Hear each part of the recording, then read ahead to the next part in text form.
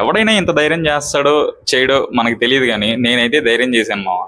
ఏంటంటే ఇది కాస్త నేను ఫస్ట్ రివ్యూలా పెట్టుకున్నాను. ఫస్ట్ రివ్యూ అంటే కొద్దిగా పెద్ద సినిమా కదా, కొంచెం ట్రై చేద్దాం మంచిగా రివ్యూ ఇవ్వటానికని అని చెప్పేసి ట్రై చేశాను. మార్నింగ్ 6 AM కి లేచి వెళ్ళి సినిమా చూసి వచ్చి ఒక రివ్యూ పెట్టాను అనమాట. దానికైతే రీచ్ ఏం రాలేదు. బట్ ఆ రివ్యూ నేను చూసుకున్న తర్వాత అరే ఏంట్రా మరి ఎంత దారుణంగా ఉందా సినిమా అని చెప్పేసి నాకే డౌట్ వచ్చింది. అంటే ఆ ట్రైలర్ చూసిన తర్వాత, లేకపోతే నేను సినిమా హాల్లో చూసి వచ్చినా గానీ ఆ ప్రొడక్షన్ వాల్యూస్ కానీ లేకపోతే ఆ యాక్టింగ్ కానీ అవి చూసిన తర్వాత అరే మనం ఎక్కడైనా తప్పు చెప్పామా అన్న ఫీలింగ్ వచ్చి నేను మళ్ళీ టికెట్ బుక్ చేసుకుని అయితే వెళ్ళి చూసి వచ్చాను అంత ధైర్యం చేసి. బట్ వెళ్ళొచ్చిన తర్వాత కూడా నేను అంత అబ్జర్వ్ చేయలేకపోయాను అనమాట. అసలు ఏంటంటే ఇప్పుడు స్టోరీలో మెయిన్ సోలే లేదు, అంటే ఆ సోల్ అనేది లేదనమాట. స్టోరీ ఇప్పుడు దేని గురించి వెళ్తుంది, దేనికోసం వాళ్ళు ముందుకెళ్తున్నారు అనేది ఉండదు దాంట్లో. ఇప్పుడు సిస్టర్ అండ్ బ్రదర్ ఉన్నారు, ఒక దానికోసం ఫైట్ చేసుకుంటూ వెళ్తున్నారు. ఫస్ట్ హాఫ్ లో ఓకే ఎస్టాబ్లిష్ చేశారు, వెళ్తుంది. అలాగా వెళ్తున్నప్పుడు దాని మీదే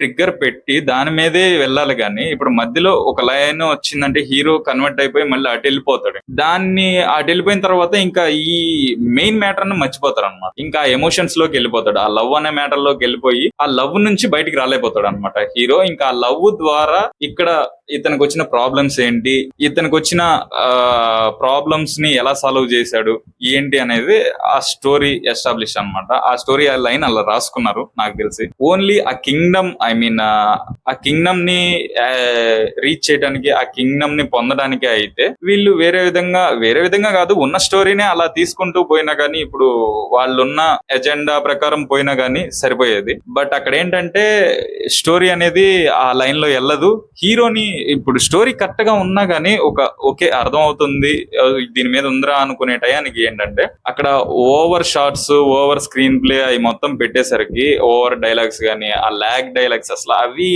చాలా బోర్ అనిపిస్తుంది. ఏంటంటే కేజీఎఫ్ మాడ్యులేషన్ లోనే వస్తాయి డైలాగ్స్ కూడా. ఆ ఇంగ్లీష్ డైలాగ్స్ కొన్ని ఉంటాయి. అలాంటి ఇంకా ఏంటంటే నేను రెగ్యులర్ అంటే నేను పర్మనెంట్ అని అబ్బో మామూలుగా ఉండవు అనమాట. అలాంటి డైలాగులు చాలా ఉన్నాయి దీంట్లో. అలాంటివి చూసినప్పుడు అంటే కొంచెం ఎబ్బెట్టుగా అనిపించింది. అండ్ యాక్షన్ సీన్స్ లో కొంచెం స్టైలిష్ గా కనబడ్డారు. ఓకే యాక్షన్ సీన్స్ పెట్టినా గానీ ఇప్పుడు ఆ ఒకరిని చంపుతున్నాడంటే దేనికి చంపుతున్నాడు, ఇప్పుడు ఒక నలుగురు వస్తున్నారంటే వాళ్ళు ఎవరి తరపు నుండి వస్తున్నారు అనేది మనకు ఒక ఐడియా ఉంది ఏ సినిమాలో అయినా. దీంట్లో అలాగ ఉండదు. వస్తారు, హీరో చంపేస్తాడు, స్టైల్ గా ఇంకా టోపీ పెట్టుకుని చంపేస్తా ఉంటాడు అనమాట. సో అలాంటి కొద్దిగా కన్వీనియన్స్ గా లేవన్నమాట. ఇకపోతే కియారా గారి యాక్టింగ్ అయితే బాగుంది. అండ్ కియారా గారు అండ్ యష్ గారి కాంబినేషన్ లో వచ్చిన సీన్స్ అయితే బాగుంటాయి అనమాట. ఇంకా ఆ సీన్స్ అండి మొత్తం ఏ అయినా గానీ ఇంకా సినిమా మొత్తం అదే ఉంటది. ఒక ఫైట్ జరిగిందంటే దాని తర్వాత ఇంకా బూమ్ బూమే, మళ్ళీ ఇంకో ఫైట్ జరిగిందంటే దాని తర్వాత కూడా బూమ్ బూమే. హీరోకి ఏమైనా స్ట్రెస్ వచ్చి ఇంకా డిప్రెషన్ లో ఉన్నా గానీ ఇంకా తాగటం, సిగరెట్, బూమ్ బూమ్, ఇంకా అదేనమాట. ఇంకా సో ఇంకా సినిమా మొత్తం అలాగే ఉండేది, fight boom boom, fight boom boom, ఇంకంతే. ఇంకా అంతకు మించి ఏముండదు. ఇంకా లాస్ట్ కి వచ్చిన తర్వాత లాస్ట్ 20 minutes 30 minutes ఆ రేంజ్ లో అయితే కొంచెం ఇంట్రెస్ట్ కూడా కాదు. 20 minutes లాస్ట్ కొద్దిగా ట్విస్ట్ లాగా ఒక రివీల్ అయితే అది చూసిన తర్వాత మైండ్ బ్లాక్ అయిపోయింది అనమాట మీకు. అరే ఏంట్రా ఇది, దీనికోసం ఇంతసేపు 3 గంటలు ఇంతసేపు కూర్చోబెట్టారా ఈ ట్విస్ట్ కోసం అన్న ఫీల్ వచ్చింది అనమాట. సో ఆ ట్విస్ట్ చూసిన తర్వాత చాలా మందికి వెలిగిత్తి ఏంటంటే ఇది ఎక్కడో చూసాం, ఎక్కడో కాదు మన తెలుగు ఇండస్ట్రీలోనే మహేష్ బాబు గారి సినిమా ఉంది. ఇంకా అటు పోతే మహాన్ సినిమా ఒకటి ఉంది, ఆ సినిమాను కూడా మెర్జ్ చేసినట్టు అనిపించింది అనమాట. సో అలా వెళ్తా ఉండిద్ది అనమాట. లాస్ట్ ఫైట్ లో ఆ హెలికాప్టర్స్ ఏందో, ఆ ఆర్మీ బ్యాక్ డ్రాఫ్ట్ ఏందో, అసలు ఆర్మీ అంటే ఆ జనాలు రావటం ఏందో, మనోడు ఒక్కడే ఉంటాడు అనమాట. ఇంకా ఆఖరికి అలా వెళ్ళిపోయితే ఇంకా స్టోరీ నాకైతే రెండోసారి చూసినా గానీ అలా అంతగా ఏమనిపించలేదు. దీంట్లో ప్లస్ ఏంటంటే యష్ గారి యాక్టింగ్ అయితే బాగుంది, చాలా అంటే చాలా బాగుంది. యష్ గారి యాక్టింగ్ చాలా కష్టపడ్డారు. అండ్ కియారా గారి యాక్టింగ్ కూడా బాగుంది. నయనతార గారు కూడా వాళ్ళ పాత్రకు తగ్గట్టు వాళ్ళు యాక్ట్ చేశారనమాట. సో ఇకపోతే స్టోరీ గురించి కరెక్ట్ గా పట్టించుకుని ఉంటే ఇది ద బెస్ట్ స్టోరీ అయ్యేది. బట్ వాళ్ళు అసలు స్టోరీ గురించే పట్టించుకోలేదు. ఒక కేజీఎఫ్ తర్వాత హీరో బయటకు వచ్చాడంటే అదే రేంజ్ లో ఎలివేట్ చేయాలని చెప్పేసి ఇంకా ఆ దాంట్లో ఉన్న ఎలిమెంట్స్ ని దీంట్లోకి తీసుకొచ్చి మెచ్ చేసి తీశారనమాట.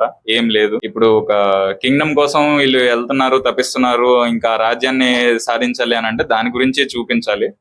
బట్ వీళ్ళు ఏంటంటే వెళ్లే దారిలో లవ్ ట్రాక్లు అవి ఇవని అని చెప్పేసి తీసేశారు. మధ్య మధ్యలో కొన్ని సీన్స్ అయితే కన్వీనియంట్ గా ఉండవు. ఇప్పుడు డ్రైవ్ చేసి వెళ్తావు, ఇప్పుడు నువ్వు డ్రైవ్ చేస్తున్నావు, ఇప్పుడు నువ్వు వచ్చేది మెయిన్ క్యారెక్టర్ కోసం అయినప్పుడు నువ్వు దిగి వాళ్ళని ఆపుతానంటే ఎలా ఆపుతావు? నువ్వు ఒక గన్ను పెట్టుకుని వెనకాల 4-5 కార్లను ఆపుతానంటే ఆపుతావు? ఆపలేవు కదా. దీంట్లో అలా పెడతారనమాట. అది ఎంత కన్వీనియంట్ గా ఉండదు. ఇంకా మళ్ళీ కియారాని ద్వేషిస్తా ఉంటారు ఈ సీన్ లో హీరో. అది అసలు చాలా కన్వీనియంట్ గా అసలు ఏం ఉండదు. అసలు అది యాక్సెప్ట్ చేయలేము. అసలు అంటే వాంటెడ్ గా చేస్తే హీరోయిన్ అనుకోవచ్చు, వాంటెడ్ గా చెయ్యరు కదా. వాంటెడ్ గా చేయనప్పుడు హీరోకి తెలుస్తుంది కదా అది ఎలా ఏంటి అనేది, వాళ్ళకే తెలియాలి ఎలా తీసారు అన్నది. బట్ నాకైతే అసలు ఏమీ అనిపించలేదు. Hero presence, screen presence and production values, Kiara Advani గారి యాక్టింగ్ అండ్ యష్ గారి యాక్టింగ్ అయితే వాటికి బాగున్నాయి, వాటికి న్యాయం చేశారు అనమాట. సో ఇదే స్క్రీన్ ప్రజెన్స్ ని యూజ్ చేసుకున్నట్టయితే ఇంకా బాగా మంచి సినిమా ఎలాబరేట్ అయ్యేది. బిలో యావరేజ్ అనమాట. యావరేజ్ కూడా కాదు, బిలో యావరేజ్. నాకైతే అలాగ అనిపించింది. సో